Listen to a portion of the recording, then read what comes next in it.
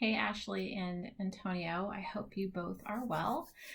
Today I'm going to be talking about rethinking Baxter and Magolda's self-authorship theory, specifically to account for students that experience trauma. I am a huge fan of her work. I think it was really comprehensive approach to student identity development. That's why I was drawn to it for this project. But I think her theory and the literature in general kind of demonstrates a large gap in understanding or acknowledging or even considering the impact of trauma, and how that plays a part in student identity development through this process of human development, right? Physiologically, psychologically, in our relationships, how has trauma impacted those domains? And so I plan to talk a bit about that. I think it's important to kind of address this gap and what I consider sort of a problem, because I think ignoring trauma at the very least, or probably at the best, really, we're underserving our students who've experienced trauma in terms of their development, and ultimately at worst, I think we're having the potential to cause them harm if we don't assist with that process and try and help them navigate that as smoothly as possible. So how prevalent is it? Well, and of course, no one can come to a consensus on this, but some of the literature suggests that 85% of undergrads are reporting exposure to trauma during their lifetime, and they experience the associated symptoms. And I think a lot of that is what I sort of talk about in terms of human development and identity development as a result. So the numbers are significant, and I think it's important to also consider that some of that trauma happens before they get to campus, and some can happen once they're at campus, and because it happens across the spectrum, that can present itself in a variety of different ways in terms of a student's development. And just to try and kind of frame what trauma is, which also no one can agree on, I went ahead and chose the definition used by Janoff Bullman in 1992, because I do think it really captures sort of the underpinning of really the broad spectrum of what's considered trauma. And there are a few examples, as you can see listed here, but that doesn't even begin to capture how students can perceive and experience an event that really kind of shatters their view of the world, right? Their sense of safety or their ability to set expectations for themselves and others, and how that experience or experiences, depending on the circumstance, really does have an impact. And so I want to talk a little bit about Baxter Magolda and sort of the foundation that she used, and why I think that has led to some of the gaps that I've mentioned, because it was really based on, I think it was just over 100 students that were, 90 of them I think were white. And so there was very little diversity in the sample.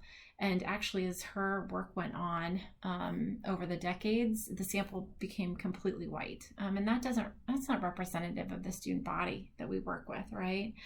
And there was also, and obviously, is demonstrating quite a bit of privilege, in addition to the privilege of attending a public Ivy school, which I would suspect doesn't have a lot of students who've experienced a lot of extreme poverty, which is considered a trauma, right? And while I'm certain that there are people on that campus who've experienced trauma, there's also some indications that would suggest that folks who have experienced more poverty, abuse, neglect, can come from a variety of different diverse backgrounds, not just white people. So, and then there's this, I call it able-bodiness. There's almost a complete lack of acknowledgement of the human body in terms of identity development. And so from that, I have just sort of come to the realization personally that I think that they just conceptualized all students' neurophysical functioning as sort of static, as sort of like that commodity, right? Like it's just one size fits all. And that's just not the case, especially for students who have experienced trauma. So that's to me, a massive gap in sort of this theory. So how do I want to sort of tie trauma in? Well, I think it's important to look at the domains of her self-authorship theory and consider how trauma is influencing the development in each of those areas. So for interpersonal, which she sort of frames as, how do I want to construct relationships with others? I look towards Bowlby's attachment theory, which has been around for, 60 years.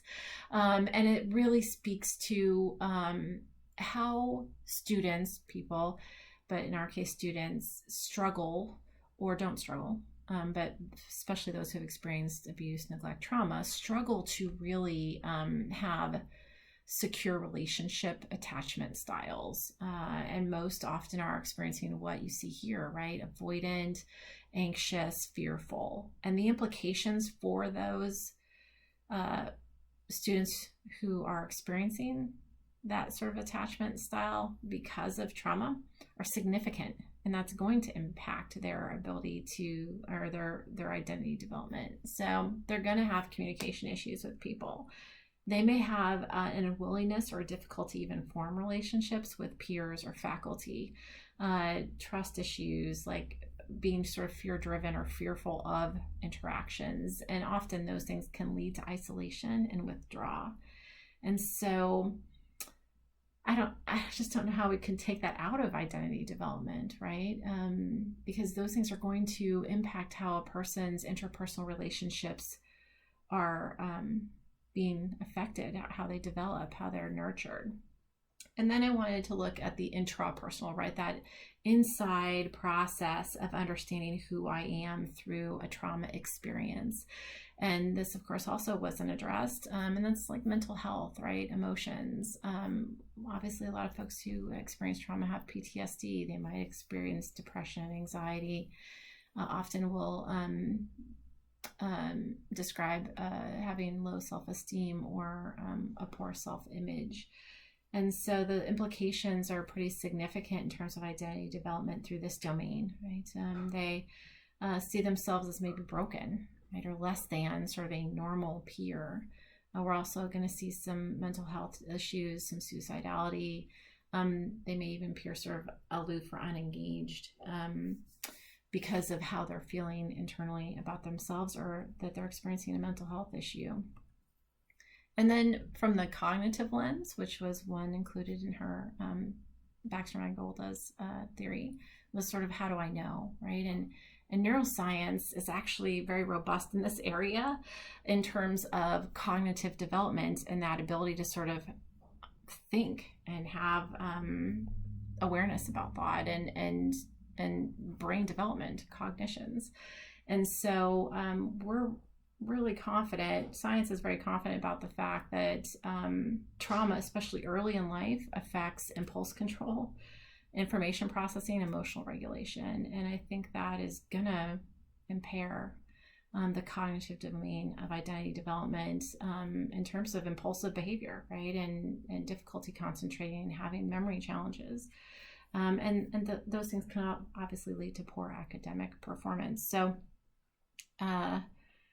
these are all areas that really just sort of go unaddressed. And then I, in rethinking her work, wanted to add the body, because identity really can't exist outside of that. So I sort of labeled this as, how is my physiology shaping my relationship to myself and others? And what we know in terms of trauma is that it often produces like increased adrenaline and cortisol, which can actually physically change the structure of brain development, which is powerful, right? That's going to have an impact on identity development.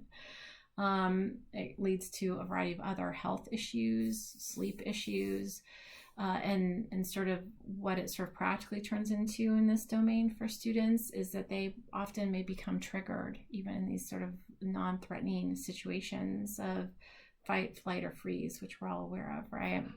They might be lethargic. They, again, could have those chronic health issues because of that cortisol and adrenaline being released, especially if they're experiencing chronic trauma over the years.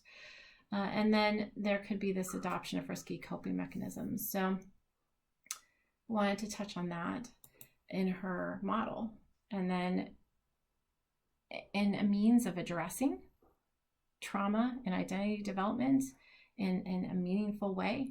I really thought that this quote kind of spoke to that, because using a strengths-based framework to help students kind of move away from that deficit lens they may have for themselves, having been someone who's experienced trauma, and setting these goals for feeling good and doing well, and ultimately nurturing their strengths, celebrating them, allows them to reframe those domains from that deficit lens to an asset-based lens. It empowers them to take this very active role in sort of re-narrating their experiences through a strengths-based lens. And so when I reimagined her work, I added the body.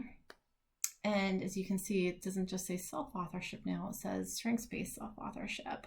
And I think that's really important, because that's where all that work in theory happens. If this were really a Venn diagram, right? Where all of those pieces meet and interact.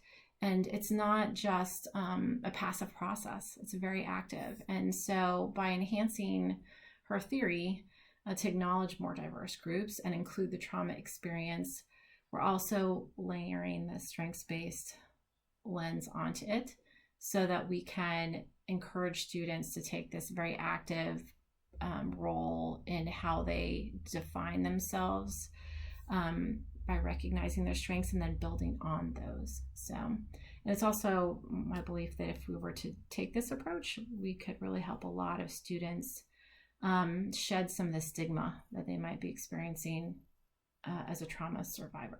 So, and this particular quote really meant a lot to me when I read it, because I think it speaks to how we in higher education can work to more fully understand the experiences of our students using a trauma-informed perspective. Because if we look at their behavior, their identity, and their development, and wonder what happened for you along the way that might be showing me, difficulty concentrating in class, or behaviors that might seem a little concerning, I think it helps us kind of take these real practices that I'm suggesting into our institutions, right? So if we can use strengths-based practice in higher ed to address identity development and self-authorship, then we really can assist our students through what was likely a very difficult time in their life, and maybe even mitigate the negative outcomes that could come from that because of how we help them with self-authorship. I think that's going to require quite a bit, though, really providing basic and ongoing training for staff and faculty on campus in terms of recognizing the signs of trauma, and then also how to assist students that they believe may need that assistance, right? Setting the expectation that we're going to meet students where they are, instead of expecting them to be, whatever we deem the ideal student, which unfortunately I think just only seeks to stigmatize a trauma survivor more.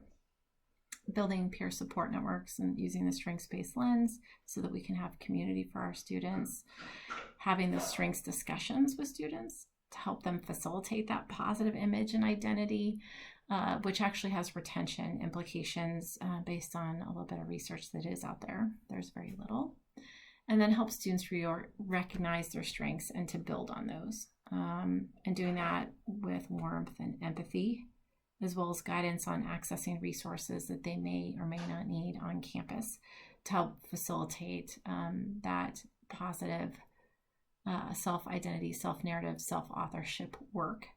And then just recognizing the commitment that it takes for a student who maybe just experienced in the college, in their college life trauma, or is coming to college with quite a bit of trauma, how much mental, emotional, physical energy it takes for them to be an active participant and student in our institutions, and sort of honoring that and helping them build on that. So thanks. I appreciate all of your feedback. I know it's a little rough, but it's getting there. So I hope you guys are well.